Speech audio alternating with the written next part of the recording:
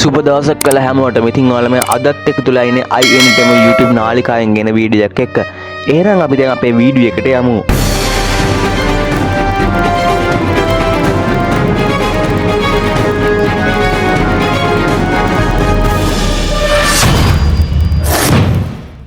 එලේ ගීත කෝකිලාවී ලෙසින් විරුදාවලිය ලැබූ මෙරට අද්විතීය ගායන ශිල්පිනී දේශමාන ලතා වල්පොල මහත්මිය ඊයේ දිනේදී එනම් 27 අභාව ප්‍රාප්ත විය. වසර 70කට අධික කාලයක් පුරා මෙරට ගීත ශාස්ත්‍රයේ සිය මියුරු හඬින් පෝෂණය කළ ඇය මිය යන විට 91 වන වියේ පසුවිය. එය චිත්‍රපට 600කට අධික සංඛ්‍යාවක පසුබිම් ගීත ගායනය කර තිබේ. 1934 වසරේ නොවැම්බර් මාස 11 වන දින ගල්කිස්ස ප්‍රදේශයේදී උපත ලැබූ ලතා වල්පොල මහත්මියගේ මුල් නාමය වූයේ රීටා ජෙනෙවිව් ප්‍රනාන්දුය.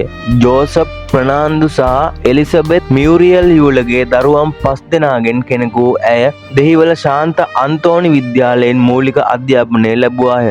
කුඩා කල සිටම පල්ලියේ ගීතිකා කණ්ඩායමේ නායකත්වයේ දරමින් ඇය සිය ගායන ප්‍රතිභාව මනාව ඔප්නංවා ගත්තාය. වයස අවුරුදු 12ක් තරම් ලාබාල වියේදීම කලාලෝවට පිවිසි ලතා වල්පොල මහත්මිය 1946 වසරේදී C.A. ෆොන්සේකා මහතාගේ මඟ පෙන්වීම යටතේ රේඩියෝ සිලෝන්හි ගායන ශිල්පිනියක ලෙස සිය වෘත්තීය ගමන ආරම්භුවාය. ඉන් අනතුරුව 1947 දී වින්සන්ට් ද අල්විස් මහතාගේ සංගීත නිර්මාණයකට අනුව ඇය ගැයූ කඳුළු දෙනෙතේ වෑහෙනා ගීතය ඇයගේ ප්‍රථම ඒක පුද්ගල ගීතය ලෙස ඉතිහාසයට එක්විය. සිංහල සිනමාවේ පසුබිම් ගායනයට ඇය ප්‍රවිෂ්ඨ වූයේ 1953 වසරේදී තිරගත වූ එදා රෑ චිත්‍රපටය හරහාය.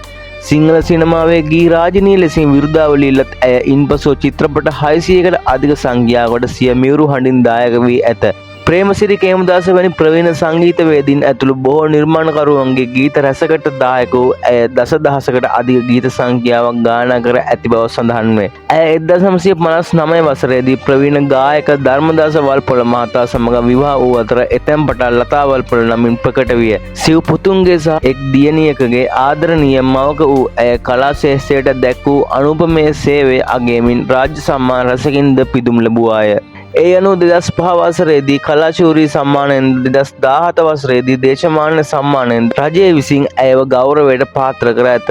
එමෙන්ම සරසවි සම්මානය 4ක් ඇතුළුව දේශ විදේශ සම්මාන රාශියක් දිනාගත් ඇය 2022 වසරේදී පැවති සිලෝන් අන්තර්ජාතික චිත්‍රපට උළෙලේදී යාවජීව සම්මානයෙන්ද පිදුම් ලැබීම විශේෂත්වයකි. ඉතින් මෙතුමිය නිදුක් නිරෝගී නිවන් සුව අත්වේවායි INTM අප විසින් ප්‍රාර්ථනා කරනවා. එහෙනම් ඉතින් අද මම මගේ වීඩියෝ එක සමු ගන්නවල හැමෝටම සුබ දවසක් වේවා.